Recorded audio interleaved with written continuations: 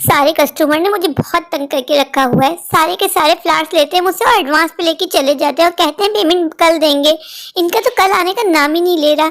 अभी जाके गई थी सविता के यहाँ, सविता मेरी पेमेंट दे दो, तुमने मुझसे फ्लैट्स लिए थे। तो कह रही अगले मंथ आना। ये बोल बोल के कितना टाइम निकाल देते हैं। मम्मा आप आ गई? हाँ बेटा। मम्मा आपने कहा था कि आप मुझे साइकिल दिलाएंगी, कब दिलाएंगी? बेटा अभी मुझे पेमेंट नहीं मिली है। जैसे मुझे पेमेंट मिलेगी पहला काम मैं यही करूंगी कि अपनी प्यारी बेटी टोनी को साइकिल ला के दूंगी। मम्मा आपने कल भी मुझसे यही कहा था, आप अपना प्रॉमिस फुलफिल नहीं करती। मुझे आपसे बात ही नहीं करनी। जाओ मम्मा, मैं आपसे कट्टी हो गई, मैं जा रही हूँ अपनी फ्रेंड के यहाँ। टोनी आप कहीं नहीं जाओगी। आपको पता है कि हालात कितने खराब हैं। बाहर ना चोर आ गए, चोर वो बच्चों को किडनैप कर लेते हैं। अगर किसी ने आपको किडनैप कर लिया तो मैं क्या करूंगी? आप तो मेरी प्यारी सी गुड़िया हो, रहने दें, आपको मेरी फिक्र ही कब है।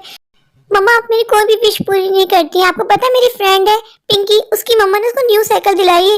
जब से वो मुझे चिढ़ा रही है मैंने उससे कह दिया मम्मा इस मंथ मुझे भी साइकिल ला के देंगी। वो रोज मुझे चिढ़ाती है। बेटा बस कुछ दिन रुक जा, मैं आपको एक बड़ी सी साइकिल ला के दूंगी, फिर आप अपनी फ्रेंड्स को दिखाना। रहने दीजिए, आप बहुत गंदी मम्मा है, मेरी कोई भी विश पूरी नहीं करती। मुझे आपसे बातें नहीं करनी, मैं जा रही हूँ। टोनी अभी बहुत छोटी है, मैं इसको कैसे समझाऊं कि मैं कितनी मेहनत करती हूँ। लोग ये जो मेरे पैसे रोक के रखते हैं वो ये तक नहीं सोचते कि हमारे बच्चे होते हैं, हमारी भी जिम्मेदारी होती है। मम्मा मैं अपनी फ्रेंड के यहाँ जा रही हूँ, उसके यहाँ बर्थडे, मुझे बर्थडे गिफ्ट तो दिला दो उसको देने के लिए। टोनी मैंने आपको कहा है ना मेरे हाथ में 1 रुपया भी नहीं है बेटा, कुछ दिन रुक जाओ मैं तुम्हें दे दूंगी। मम्मा आप हर जगह मेरी बेइज्जती करवाती, मैं अब जा रही हूँ। टोनी को अब समझाना मेरे लिए इम्पॉसिबल होता जा रहा है। कोई बात मेरी समझती ही नहीं है। जब मेरे रिश्ते आया करते थे मैंने मम्मा पापा से कहा था कि मम्मा पापा मेरा ऐसी जगह रिश्ता कीजिएगा जहाँ मुझे खुद ना कमाना पड़े। पर मम्मा पापा को तो मैं बोझ लगती थी ना, मुझे बिया दे इनके हाथों। और ये तो एक नंबर के निकम्मे है, कोई काम करने का इनका दिल ही नहीं चाहता। टोनी की जिम्मेदारी, पिंकी की जिम्मेदारी, चिंटू की जिम्मेदारी सारे मेरे कंधों पे आ गई है। पर वो लोग तो अभी छोटे, वो लोग को भी सिर्फ दूध मांगते हैं, वो जो मैं दे देती हूँ। पर टोनी की विशेष तो दिन ब दिन बढ़ती जा रही है और इनके पापा को बिल्कुल इनकी फिक्र नहीं है। अभी भी यहीं कहीं पड़े हुए होंगे टोनों के, हर वक्त पी के आ जाते हैं। ये तक नहीं सोचते कि बच्चे तो हम दोनों के हैं ना, मैं अकेले तो झैस में लेके नहीं आई थी ना। पर मैं क्या करूं, मैं थक गई हूं इस जिंदगी से। कभी कभार तो मेरा दिल चाहता है मैं सुसाइड कर लूं, लेकिन फिर मैं सोचती हूँ मेरी छोटी छोटी बेबीज का क्या होगा। ऐसा करती हूँ सेठ साहब के पास जाती हूँ, उन्होंने मुझे 10,000 के फ्लैट्स लिए थे और अभी तक मेरी पेमेंट नहीं की। अगर मुझे 10,000 मिल जाए तो मेरे लिए कितनी आसानी हो जाए।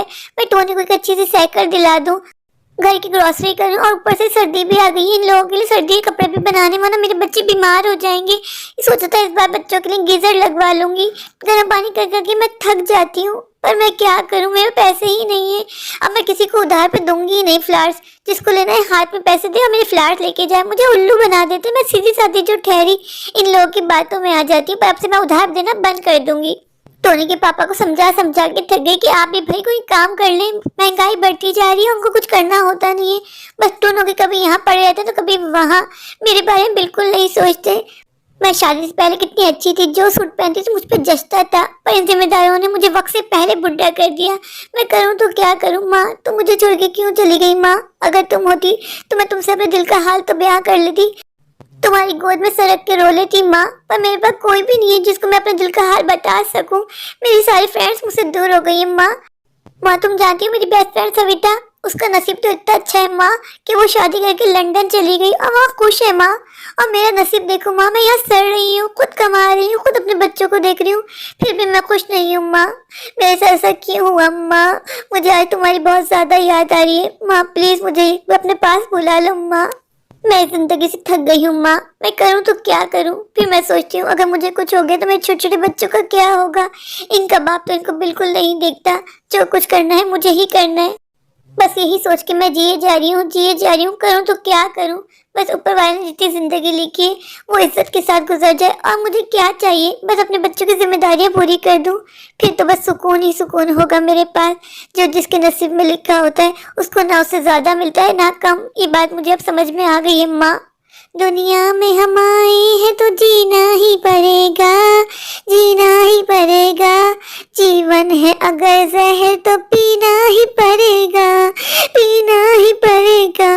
सबके दरवाजों पे जा जा के थक गई, पर किसी ने भी मेरे पैसे मुझे नहीं दिए। कभी कभार तो ऐसा लगता है मैं इन लोगों के आगे भीख मांग रही हूँ, जबकि ये लोग मुझसे उधार लेके जाते हैं और मेरे पैसे मुझे नहीं देते।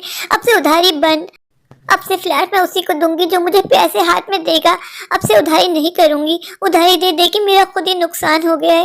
पिंकी को मैं क्या जवाब दूंगी जब वो बोलेगी माँ मुझे भूख लगी है, दूध दे दो। आज तो मेरे पास दूध के लिए भी पैसे नहीं है। और मेरी बेटी टोनी जो मुझसे रूठ गई है, देखा जाए तो बच्ची अपनी जगह बिल्कुल ठीक है। वो कब से मुझे कह रही है माँ साइकिल दिला दो, साइकिल दिला दो। मैं उसको टाले जा रही हूँ। वो मुझसे कहती है माँ मेरा एडमिशन करवा दो स्कूल में, मुझे भी और बच्चों की तरह स्कूल जाना है, पर मैं क्या करूँ? मेरे पास तो फीस जमा करवाने के लिए भी पैसे नहीं होंगे, एडमिशन तो बहुत दूर की बात है। टोनी जब अपनी और फ्रेंड्स को स्कूल जाते हुए देखती है तो उसका भी दिल चाहता है कि वो भी स्कूल जाए, पढ़ाई करे। वैसे मेरी बेटी कितनी ज़हीन है, कितनी इंटेलिजेंट है, पर मैं क्या करूं? मेरे पास इतने पैसे नहीं हैं कि मैं उसका एडमिशन करवा सकूं। आज का पूरा दिन बस मेरा यूं ही गुजरता गया। सबके घर जा जा के थक गई, किसी ने मेरी पेमेंट नहीं दी। घर तो जाना पड़ेगा, मेरे बच्चे मेरा घर पे इंतजार कर रहे हैं। जो होगा देखा जाएगा। मिलता वही है जो आपके नसीब में लिखा होता है। ना नसीब से ज़्यादा मिलता है और ना नसीब से कम। शायद अभी मेरे मुश्किल वक्त चल रहे हैं, जैसे तैसे करके गुजर ही जाएंगे। कहते हैं ना रात के बाद सुबह ज़रूर आती है, बस मुझे उस सुबह का इंतज़ार करना है। मुझे यकीन है जब वो सुबह आएगी मेरी ज़िंदगी बदल जाएगी। मेरे प्यारे प्यारे व्यूवर्स, अगर आपको मेरी आज की ये स्टोरी अच्छी लगे तो प्लीज़ मेरे चैनल को लाइक कीजिए, अपने दोस्तों के शेयर कीजिए और हाँ, मेरे चैनल को सब्सक्राइब करना बिल्कुल मत भूलिए। तो अभी जाइए जाकर मेरे चैनल को सब्सक्राइब कर दीजिए। इस तरह की मज़ेदार स्टोरी देखते रहिए, मुझे सपोर्ट कीजिए, मुझे ढेर सारा प्यार दीजिए। और अगर आप लोग मेरे चैनल पर नए हैं, अभी तक आपने मेरे चैनल को सब्सक्राइब नहीं किया, तो जाके मेरे चैनल को सब्सक्राइब कर दीजिए, मुझे सपोर्ट कीजिए। Thank you.